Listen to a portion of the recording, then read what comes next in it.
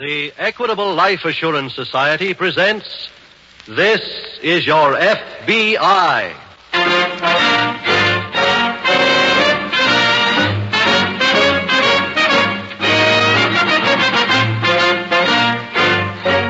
This is Your FBI, the official broadcast from the files of the Federal Bureau of Investigation, presented as a public service by the Equitable Life Assurance Society of the United States and the Equitable Society's representative in your community.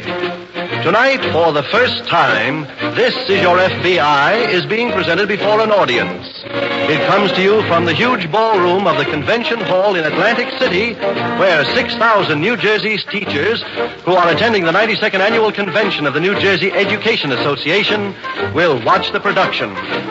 These teachers have chosen This is Your FBI as an outstanding example of how an interesting and exciting radio drama can also serve the public welfare.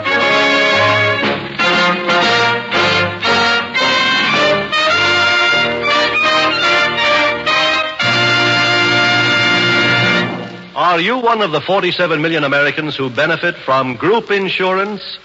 Listen carefully to this special message from Mr. George F. Ashby, president of the Union Pacific Railroad Company.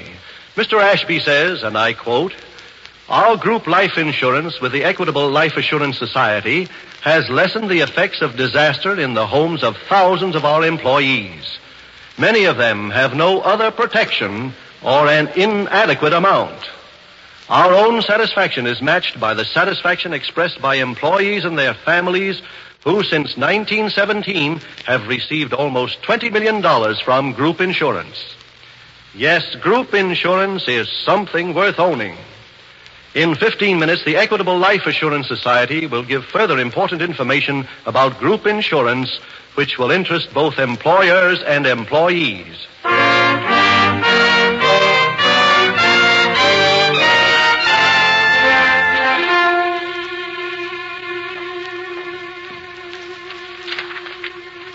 Tonight's FBI file, The Frightened Fugitive.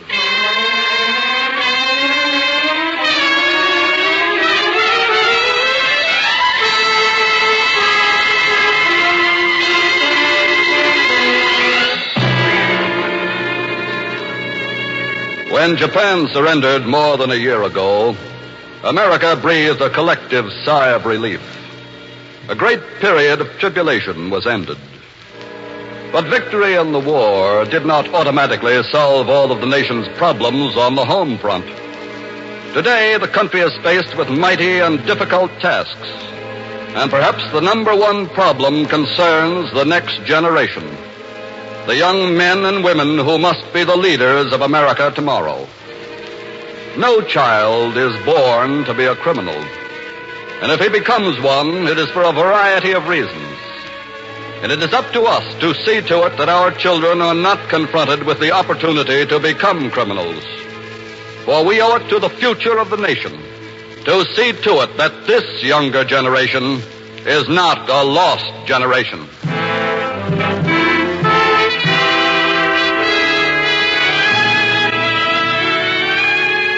Tonight's file opens in a small town located on the eastern seaboard. Two boys, their high school classes finished for the day, are walking along a tree-shaded street. Hey, hold it a minute, Smitty. Huh? I want to ditch this cigarette. What for? My sister's been coming home from work early these past few days. I don't want her to see me smoking. There. She's really got the sign on you, ain't she? What do you mean? You're scared of her. I am not. And why you let her run everything you do? Well, it just saves fights, that's all. Yeah. Look, I do anything I please. Like what? Well, like hanging out with you, for instance. She told me not to. But I do it anyway. Behind her back you do it. That ain't so. Is she home now? Yeah, I think so. Why don't you ask me to come in your house with you? Let's see how she takes it. Look. Well? Smitty, we want to go to the dance tonight, don't we? We want to use her car. Yeah. Then let's not do anything to spoil that, huh? Okay, sucker. Now, wait, you got no Go right... on in the house. I'll see you later. Smitty! Call for me at 8 o'clock. Oh.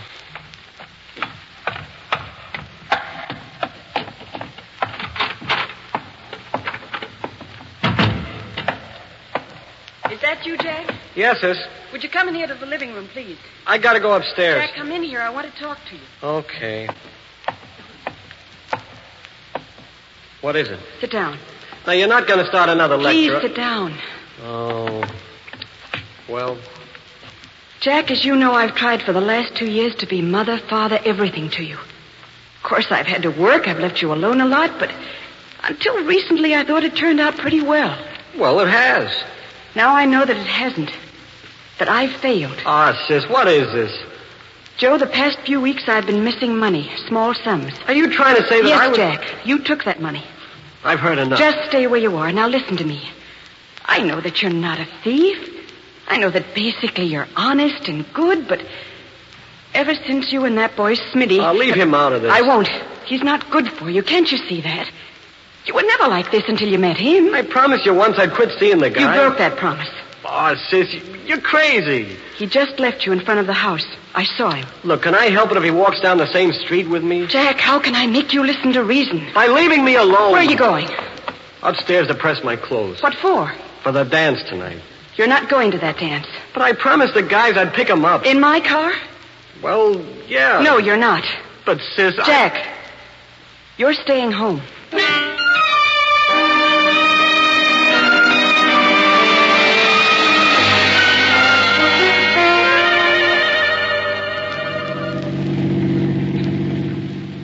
What time is it, Smitty? Almost 8:45. Yeah, we're going to be late. Yeah, can't this thing go any faster? How's that? That's better. Hey, what kept you? Thought you said you'd pick me up at 8 o'clock. I had to stall around the house. Why? Waiting for my sister to go out. I don't get it. She was making me stay home tonight. No kidding. What for? We had a fight. I wish she'd quit treating me like I was 2 years old or something. I told you before, it's your own fault, Jack. What do you mean? Tell her where she gets off once in a while, then she'll leave you alone. Well, that's how I handle my old lady. I don't have no trouble with her at all. We turn here, don't we? Yeah. Does your sister know you got a car? No. She'll probably holler when she finds it gone, huh? No, I'm getting it back before she gets home. Hey, look out. Huh? Somebody's crossing the street right up ahead. Holy... I think we hit her. I'll take a look.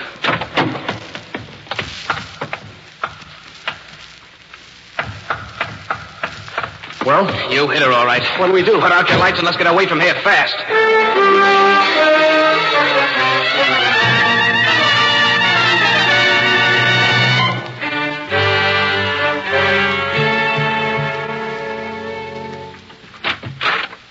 Can I come in, Chief? Well, Jim Taylor. How are you? Just fine, Jim. Good to see you. Thanks. Hey, what are you doing out here in the sticks? Oh, I'm here at the special request of your Parent Teachers Association. What? Yes, they asked our field office to send an FBI agent to talk on juvenile delinquency, and I was given the assignment. Well, you couldn't have picked a better morning for your visit. What do you mean? I think I've got some business for you. Now, look, this was to be strictly a social call. It's an FBI case, Jim. All you police chiefs are alike. Well, what is it? Hit and run accident. An elderly woman was run down by a car early last night. Huh? Well, what makes this an FBI case, Chief? Well, it looks as if it's a case of transporting a stolen car across the state line. We're right on the border, you know, Jim. Yes. Well, that would put it under our jurisdiction. Tell me, was the victim killed? No, she's still alive. Not in very good shape, though. Conscious? Not from the last report. What are the rest of the details? We have one witness, a man named Benton. He saw the whole thing. Did you get the license number? No. As the car pulled away, they put out the lights. Well, that usually happens. We know it was a coupe. Have you any idea what make? No, none at all. Victims in the local hospital? Mm-hmm. What about her clothing? It's being sent down here to headquarters. Good. Now, will you get it to our laboratory in Washington and have it examined for fragments of glass from the headlights and chips of paint from the fenders? Right. We have one other lead, Jim. What's that? This man Benton is pretty sure that he saw two boys in the car. Could he identify them? No, he said he couldn't. Well, I've got to get over to the school now. While I'm there, I'll give the details on this accident to the principal. He might be able to help us. I'll come right back here as soon as the meeting is over.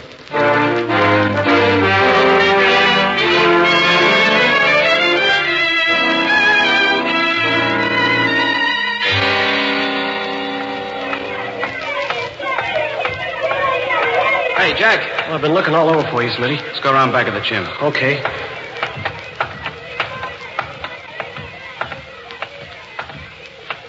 Were you in assembly? Yeah. Then you heard what the principal said. About the accident? Yeah, I heard him. What are we going to do? What do you mean?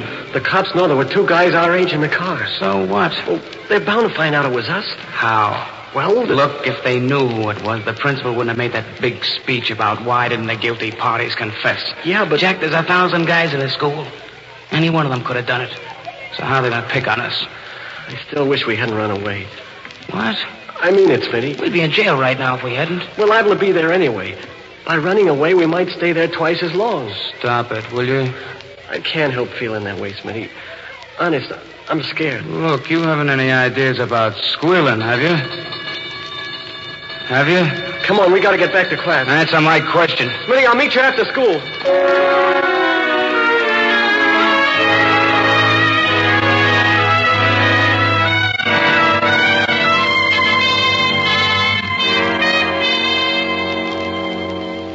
All right to come in, Chief? Oh, yes, Jim. Please do.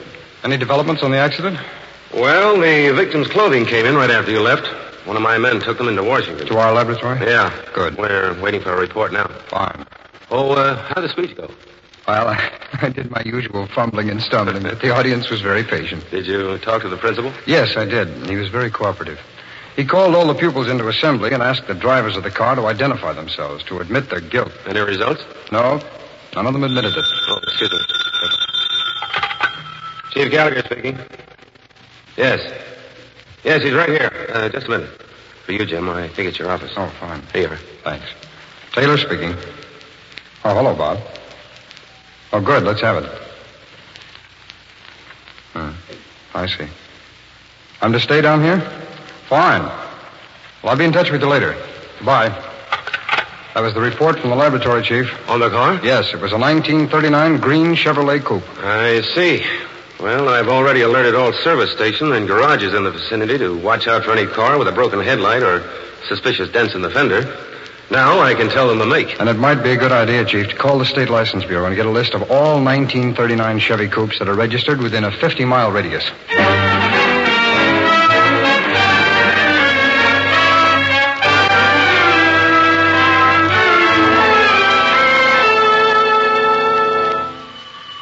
Just a minute. Hi, Jack. Oh, hello, Smitty. Thought you were going to meet me after school. Well, I want to talk to you. Now, wait. Look, Smitty, my sister's liable to come home any minute. So what? I don't want her to find you here. Well, this is more important. Now, what's going on with you? What do you mean? That talk you were giving me this afternoon about being scared. I can't help it. I am scared. Scared enough to squeal? Well... Yeah, better not be if you know what's good for you. Wait. What's the matter? My sister's coming up the walk. So what? She mustn't see you here. Look, get in the closet there, will you, Smitty? I'll maneuver her upstairs and you beat it. Okay. Oh, get in there.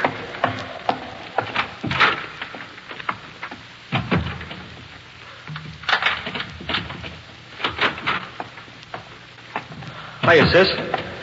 Well, I'm glad you're home, Jack. Come into the living room. Oh, now, look, This is very serious. Okay. I want you to look at something. What? A story in today's paper. Here, read it. What's this all about? It's an account of a hit-and-run accident that happened last night. 2 boys ran down an elderly woman. They were driving a coupe. Why should that interest me? Because that was my car and you were driving it. What? I have proof, Jack. Are you crazy? In the first place, you didn't stay home last night as you were told to do. That's a... I know you didn't, Jack. One of the neighbors saw you leave right after I did. You took my car. Okay. So I went to the dance. So what? I just examined my car. There are dents in the fender. One of the headlights is broken. And there are spots on the bumper that look like blood. Blood? You're lying. Come out and see for yourself. No. Jack, the police are looking for the hit-and-run driver. I know you did it. Leave me alone. Now, are you going to tell them or shall I? Neither one of you are telling them. Smitty. How did you get in here? I've been here all along. I heard the whole thing. Fine sister you are. You were with Jack, weren't you? That's right. Then you're both going to the police. Don't make me laugh. You've got to. And wind up spending half our lives in jail, not me. She's right, sis. They'd send us away for keeps. Not if you confess. They're bound to be lenient. But if you try to hide it, they will be severe. We ain't telling nothing. Very well, then. I'm calling the police. Keep away from that Oh, phone. no. Put it down, I said. Smitty! Come on. Let's get out of here.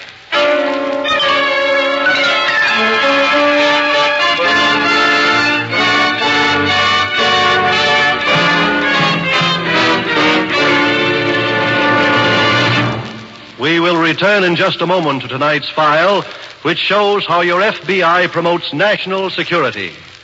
Now let's hear from a typical American who has attained greater personal security thanks to his employer's cooperation and the Equitable Society. When my company signed up for a complete group insurance protection, it really took a load off my mind, Mr. Cross. Well, it should. You get life insurance, accident and sickness insurance, and a retirement income, plus hospital, medical, and surgical benefits for yourself and your wife and children, all in one package from the Equitable Life Assurance Society. And no medical examination either. What I can't get over is how little that package costs. How is that possible? Because your employer plays a part of the cost.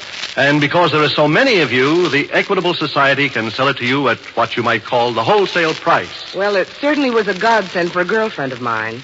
Just 2 weeks after our group insurance started, her husband died of a heart attack. She wouldn't be able to manage if it wasn't for those checks from the Equitable Society. They'll continue her husband's pay envelope for more than a year. You know, group insurance was originated by the Equitable Life Assurance Society in 1911. Thomas I. Parkinson, president of the Equitable Society, says, group insurance is the most inspiring life insurance development of our time. If your company does not have group insurance, or if your company's group program is incomplete, your management can get in touch with the nearest Equitable Life Assurance Society office. That's EQUITABLE, the Equitable Life Assurance Society of the United States.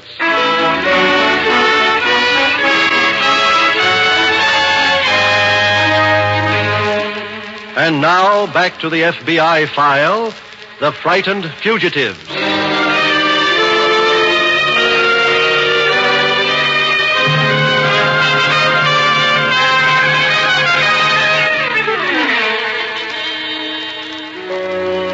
Sometimes a first offender will commit a crime which, while it cannot be condoned, can be understood. But by running away, he compounds the felony. The law is not without mercy. And if the first offender who commits a crime because he hasn't the moral strength to resist would realize that fact, there would be fewer hardened criminals. Criminals who go on from their first to their second, their third, their fourth crimes, to a career of living beyond the law. What those young men do not realize, as proven by tonight's case from the files of your FBI, is that crime is not a career, but merely a shortcut to living in prison.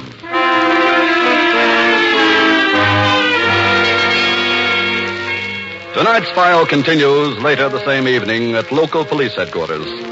FBI Special Agent Jim Taylor is sitting with Chief of Police Gallagher in his office as the telephone rings. Chief Gallagher. Yes? Send her right in. This may be something, Jim. What is it, Chief? A young lady wants to see me. She says she has some information on the hit-and-run case. Well, I hope it's good. Yeah, so do I. Come in. Well, how do you do? Good evening. My name is Wilson. Betty Wilson. Hello, Miss Wilson. This is Mr. Taylor. He's a special agent of the FBI. How do you do? Miss Wilson. Won't you sit down? Thank you. Now, what have you got for us? Well, it's about that hit-and-run accident last night. Yes? My brother's the one you're looking for. Your brother? Miss, may we have the whole story, please? Well, he was in my car. He and a boy called Smitty. They were on their way to a dance when the accident happened. Did he tell you about the accident when he came home? No, he didn't. Then how did you find out? He used the car without my permission. I didn't know he had it. Today, when I read the story in the paper about 2 boys being involved, something made me feel that... Well, anyway, I examined my car. I knew there'd been an accident. You have a 1939 green Chevrolet coupe? Yes, how did you know? Our laboratory determined that from the flecks of paint that were found on the victim's clothing. Did your brother admit his guilt? Practically, yes. Mm-hmm. Where is he now? I have no idea. That's why I came here. What do you mean, Miss Wilson? I tried to make him give himself up, but this other boy, this Smitty, talked him out of it. Yes, go on. I decided to call the police anyway. But when I went to the phone, Smitty, well, he hit me. I don't know how long I was unconscious. When I came to, they were gone. Where does this Smitty live? On Elm Street. I called his home just before I came here. He'd been there and gone. They've probably run away, Chief. Yeah. How long ago did this happen, Miss Wilson? About 3 hours ago. Will you please give us a description of both boys? We'll put an alarm out on them at once.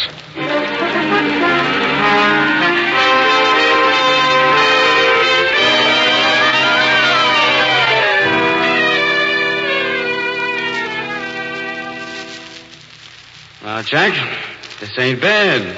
Huh? Having a room all to ourselves. It ain't much of a room. What do you want for $1 a day? A palace? It's a good hideaway. That's all we care about. Yeah, I suppose so. Quit moping, will you? We're really living, kid. Some living. Why don't you stop? I can't help it, Smitty. I feel awful. What about? You had no right hitting my sister. What else could I do? She's going to turn us over to the cops. But you didn't have to stop her that way. Look, why don't you grow up? I just wish none of this had ever happened. Smitty, what are we going to do? What do you mean? Well, we can't stay here in this rooming house forever. I told you it's a good hideaway. We're 50 miles from home. We'll stay here till they quit looking for us. Then we'll start out on our own. Doing what? How much dough did you take from your sister's purse? $35. Okay, let me have what you got left. What for? For our new career. Huh? I'm going out and buy a gun.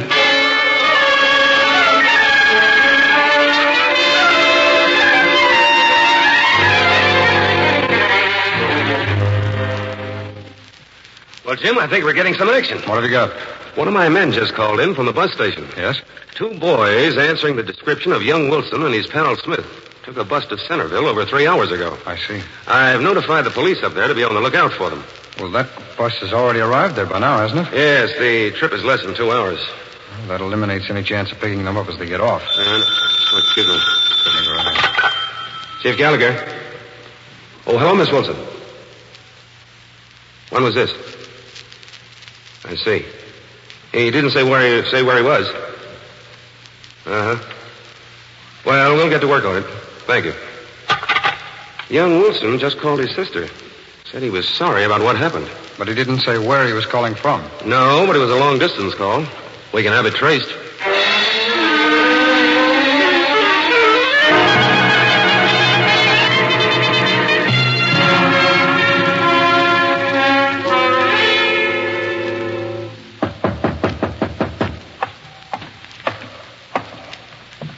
Is that you, Smitty? Yeah. Hello, Jack. Who are you? Friend of yours, I'd like to come in and talk to you. Oh, wait a minute. What is this? My name is Taylor, son. I'm a special agent of the FBI. FBI? That's right. Well, what are you doing here? I told you. I came to talk to you. It's about that hit-and-run accident you and your pal Smitty were involved in. I don't know what you're talking Now, about. look, son, we know you were driving that car. That ain't so. Get out of here, will you? Your sister told us the whole story. She was lying. Oh, no. She was the one that sent you here, wasn't she? We traced the phone call you made to her. It was from this house, but that isn't important. There are any number of ways to find you. You see, Jack, it isn't easy to escape the law. You were driving that car, weren't you? Yeah. Yeah. Oh, that's better. Right from the beginning, I wanted to tell. Honest, I did. Would have been a lot easier, Jack. How's my sister? She's all right. Where's your friend, Smitty? He went out. Is he coming back? Yeah, but don't let him know I told you. Now, Jack, I got the... who is this guy? He's from the FBI. Have you been shooting your mouth off? You didn't have to, Smitty. I know all about both of you. Oh, is that a fact? Yes. Chief of police from your hometown came up here with me to get you and bring you both back home. He's down at headquarters waiting for us. All right, let's go. You ain't taking us no place. Smitty. Where did you get that gun? I just bought it.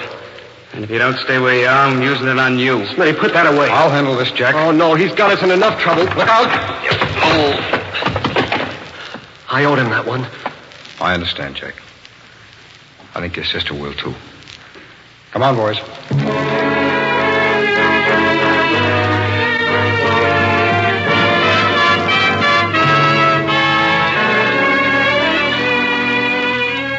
Jack Wilson and Walter Smith were both tried and convicted, and upon their convictions were sent to the state reformatory to be held there until they reached the age of 21.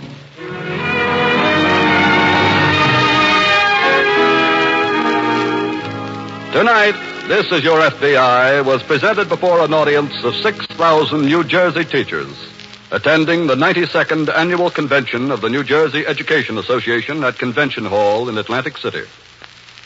To these 6,000 teachers, Mr. J. Edgar Hoover, Director of the Federal Bureau of Investigation, has sent a message. His message is also directed to every other school teacher and to every parent in the United States. Here is Mr. Hoover's message, brought to you by Special Agent Jim Taylor. The teachers of America occupy a strategic position in our never-ending fight for better citizenship. The discharge of their responsibilities is far from easy. Too often they do not have the backing and support due them from the parents of America. One of the tragedies in our national life is our policy of being penny-wise and pound-foolish when we consider our schools and community services. It is not a pleasant thought that the average school teacher is underpaid. When we realize that there are 7 persons in the United States who have been arrested for every school teacher in classrooms, and when the potential criminal army is 10 times larger than the students in our colleges and universities, then we should know that the price of better education is cheap indeed if it succeeds, as it can, in cutting our national crime bill. The school teachers have within their power the development of better citizens, and I urge that every parent give them the support they need to do the job. We of the FBI look to the teachers of America as allies in our fight to curb the rising wave of crime.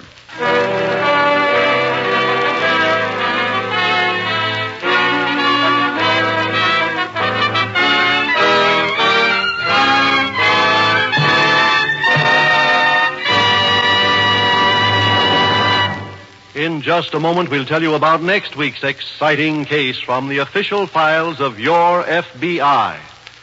Now, one last word to business executives.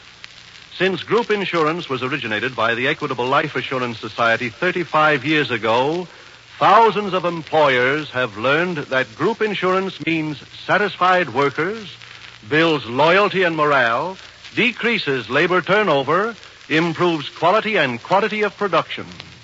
Get all the facts and figures from an Equitable Society group insurance expert.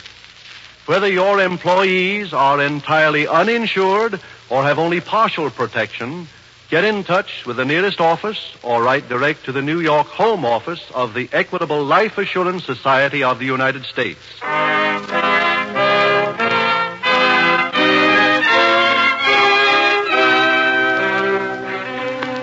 Next week, we will bring you another colorful story from the files of the Federal Bureau of Investigation.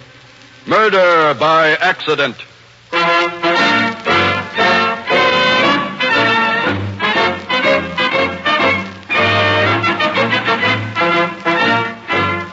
The incidents used in tonight's Equitable Life Assurance Society's broadcast are adapted from the files of the Federal Bureau of Investigation. However, all names used are fictitious, and any similarity thereof to the names of persons living or dead is accidental. Tonight's broadcast was directed by William M. Sweets. The music was composed and conducted by Frederick Steiner. Your narrator was Dean Carleton. This Is Your FBI is written and produced by Jerry Devine. Now, this is Milton Cross speaking for the Equitable Life Assurance Society of the United States and the Equitable Society's representative in your community, and inviting you to tune in again next week at this same time when the Equitable Life Assurance Society of the United States will bring you another thrilling story from the files of the Federal Bureau of Investigation on This Is Your FBI. This is the American Broadcasting Company.